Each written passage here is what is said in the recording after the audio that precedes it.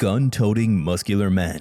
That's how we often perceive gang members. For gang leaders, we envision them as guys surrounded by big, burly men armed to the teeth. While that may still be true today to some extent, gangs, like everything else, have started to modernize. In fact, some gangs you won't even recognize because they were able to immerse themselves with regular citizens. However, no matter what they change in their outer shells, they stay the same inside: vicious. That's what gangs are most known for. Among other things, gangs engage in any array of criminal activities, including assault, burglary, drive-by shootings, extortion, homicide, identification fraud, money laundering, prostitution operations, robbery, sale of stolen property, and weapons trafficking. While some gangs, especially gang leaders, seem to have this special ability to evade arrest and fall off the face of the earth in the nick of time, some are not as fortunate. How do gang leaders, usually stoic, react when sentenced to life in prison? It appears that their reactions vary. While some surprisingly take it into stride, others explode with their emotions. Some are grinning, and some are yelling. Take a look at how these gang leaders reacted to being sentenced to life in prison. Number 1. George Jewel Thomas. Smiling at the cameras, laughing, smirking. These were the expressions seen from George Jewel Thomas during court proceedings where he was eventually sentenced to 7 life terms. George Thomas is also known as Jewel, which means violence. How befitting for a gang boss. What was he in for? In 2011, Jewel was on trial for murder, extortion, robbery, and conspiracy. South Africa's biggest gang trial at the time uncovered a criminal enterprise. Well, what else do you expect from the mob, right? At the time, 19 members of the country's most vicious gangs, the 28s and the 26s, were being prosecuted under the Prevention of Organized Crime Act, facing 167 charges in a marathon trial at a high court in Cape Town, which was predicated to last a couple of years to end by 2014.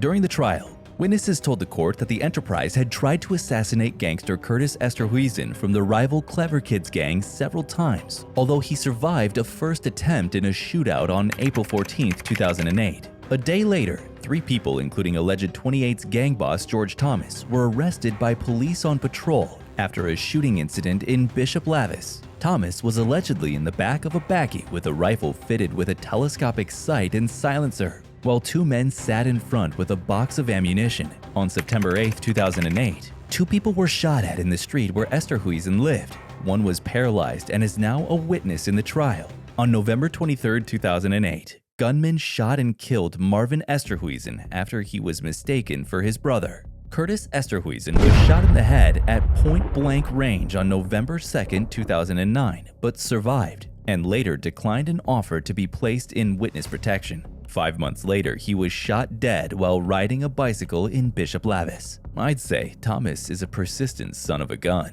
National Prosecuting Authority advocate Catherine Breitenbach told the court that 28s operated as a criminal enterprise under the leadership of Thomas. Again, no surprise there. Fast forward to 2015, Judge Chantel Fortuyn found Thomas guilty on 7 charges of murder, 2 of racketeering, 3 of belonging to a criminal gang, 3 of conspiracy to commit a crime, 10 counts of inciting the commitment of a crime, 3 counts of attempted murder, 1 of housebreaking with the intent to commit robbery, 3 counts of theft, 11 counts of illegally possessing firearms, and 10 of illegally possessing ammunition. Basically, George Thomas was sentenced to an effective 175 years in jail in Western Cape High Court. He was sentenced to life imprisonment for each of the 7 murders he was convicted of. I think you'd agree with me when I say that he deserved that.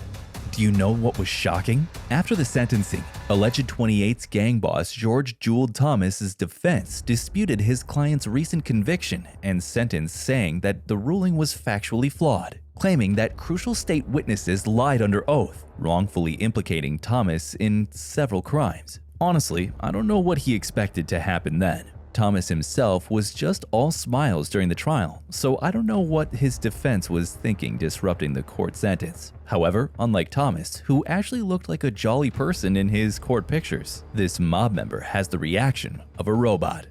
Lee Manuel Rios. Stone-faced, eyes straight ahead, no emotions whatsoever. That was Lee Rios' reaction while he was being sentenced to life in prison for the Springfield killing. What happened? Flashback to March 2015, when 18-year-old Kenneth Lopez was found shot to death. Lopez's body was found on March 25th at about 11 a.m., but according to the police, he had been shot sometime overnight. As part of the investigation, Rios was identified as a suspect. In April of this same year, Springfield police in tactical gear searched the Sullivan apartments and apprehended Lee Manuel Rios, who was only 22 at the time.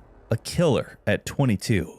Is that what he really wanted for himself? Anyhow, Rios was arrested and was charged with murder and 4 additional warrant charges: armed robbery with a firearm, carrying a firearm without a license, possession of ammunition without a firearms identification card, and use of a firearm in a commission of a felony. However, Rios denied the murder charge in Springfield District Court, but the case was moved to Hampton Superior Court, where Rios was ordered to be held without the right to bail at the request of then Assistant District Attorney Max Bennett.